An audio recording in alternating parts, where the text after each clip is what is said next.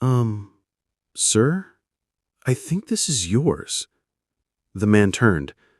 A little girl, around 8 or 9, stood holding a black wallet in both hands. Her hoodie sleeves were too long, almost covering her fingers. Her shoes were old, really old. One had no lace at all.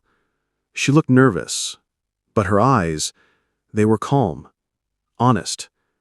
Mr. Thompson blinked. "Where did you find it?"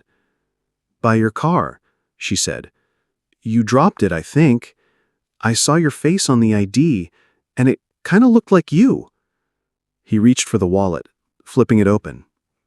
Sure enough, his ID was there. "You looked busy," she added.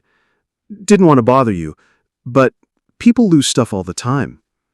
Mr. Thompson paused. Most folks would have walked off with a wallet like this.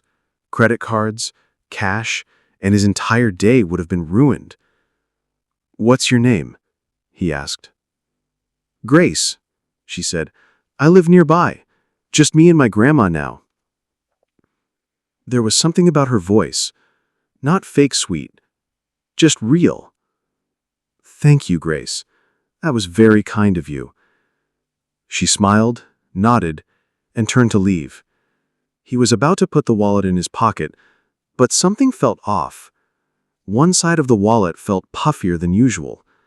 He opened the side pocket, and there it was. A folded, old note. He unfolded it slowly and just stared. "If you ever lose this wallet and someone kind gives it back, remember, I'm still with you. The world still has good hearts. Love, Elise." His wife's handwriting.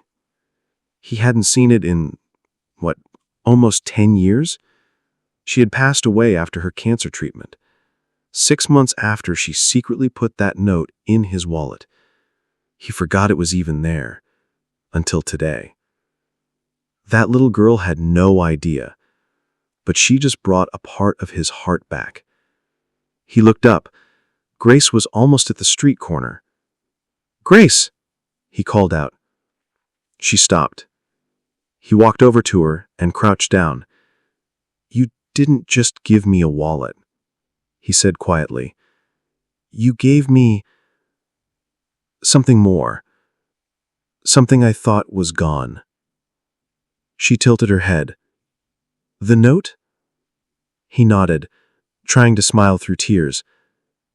"My grandma says, when you do something right, it helps someone, even if you don't know it," she said softly. He chuckled a little. "She's right. She's very right." He pulled out a card and handed it to her. "If you ever need anything at all, come find me. This is my office." Grace took it slowly. "You're that guy from the news, right? With all the buildings?" He smiled, wiping his eyes. "Yeah. But today, I'm just a guy who needed a reminder." She turned to leave again, but paused. Do you like cookies?" He blinked, surprised. "Yeah. Why? Can we stop for some? I mean, only if you're not in a rush." He laughed, like really laughed, for the first time in years. "You know what? Let's go get the biggest, messiest chocolate chip cookie we can find." "Deal," she grinned. 1 week later, Mr. Thompson visited Grace's home. It was small, old, but filled with warmth.